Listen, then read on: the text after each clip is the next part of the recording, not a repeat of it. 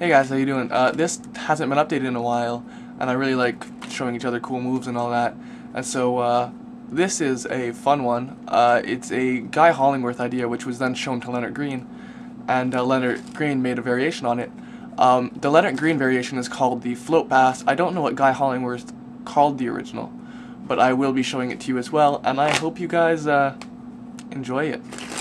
Check it out. Alright, so I'll show it to you and then I'll teach it to you. The angles from here are kind of weird, so hopefully I hit it. But no excuses. Card is selected. This is the original version. I will be showing you the float pass afterwards. So the 3 is selected and lost somewhere into the deck. And it's on top. I'll do that again. Slight variation on that. Whoops. Clearly I don't do that variation well, but on top, from the other side, actually I don't know if this works from the other side. I know the Leonard version does, but I'm not sure about this one, and yes it does, on top, and another selection, and whoops, don't screw up the move, and, oh god.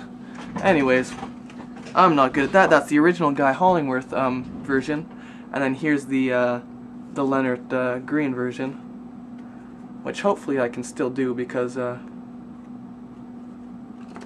that's what it looks like.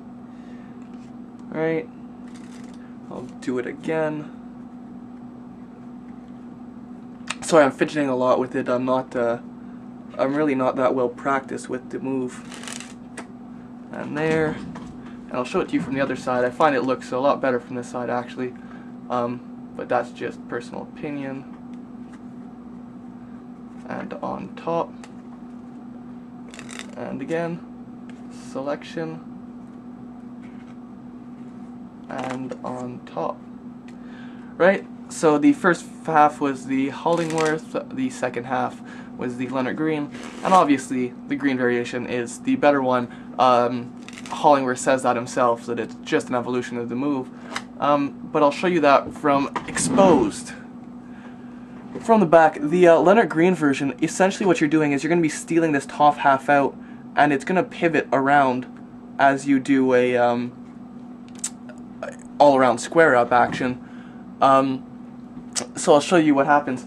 You're going to hold the deck a little bit higher in your mechanic's grip, so that the corner of this deck is against the padding of your thumb, because that's going to be your rotation point.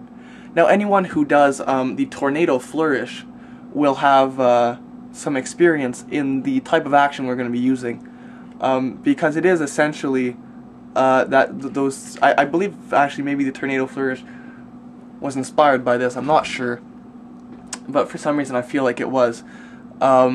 Anyways, so for the Hollingworth idea, you're going to be stealing this out, rotating, right? So your right hand rotates downwards, which carries this with it. The left hand rotates upwards until you can transfer the packs, right? So this gets transferred over, and we're in this position, and then gets rotated back on top, right? So that's the Hollingworth version. Originally, he was stealing it with the base of the pinky, right? Then he moved on and progressed to the tip of the pinky, which gave it a different look. Whoops. And then he showed it to Leonard Green. And then Leonard Green said to essentially do the same move with in reverse, right? So Leonard's going to steal the bottom half of the pack and bring it to the top. Except Leonard did it with the flesh of the pinky pad again. So it looked... So he had the card selected, and he came forward and stole it off with the pinky. I know I'm not explaining this terribly well, it's kind of hard. I just hope you guys are sort of understanding our pivot points here. And it's taken, and it's brought around and squared. Right? So he got a break, and you hit that part like that, right? So you hit it, rotate around, and square. I'll try and show that to you from the back. came forward, hit, around, square. Right? Come forward, hit, around, square. And then someone else added to that was the use of the pinky, tip of the pinky again, and so you get that. Right? So hit, around, square.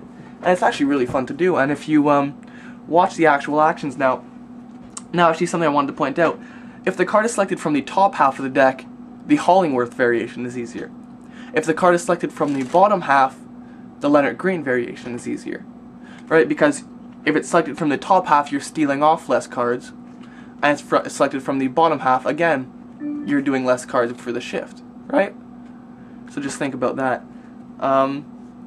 Anyways, Hollingworth variation, Ace of Clubs, stolen, rotate, and square. Leonard Green variation, forward, stolen, rotate, square. Right? And now from the front you can see why this struggles slightly. Because you get little flash points in and underneath. Now technically that still worked fine if you come upwards. Right? If you come up at the right time, if you get the timing on this move right, you can be covered from all sides. Because from the left side, if you're coming upwards, you're still covered. Or from the right side. From your left side, you come upwards and you're still covered. From the front, you come upwards and you're covered. So the Leonard Green variation can be done from multiple sides. Right?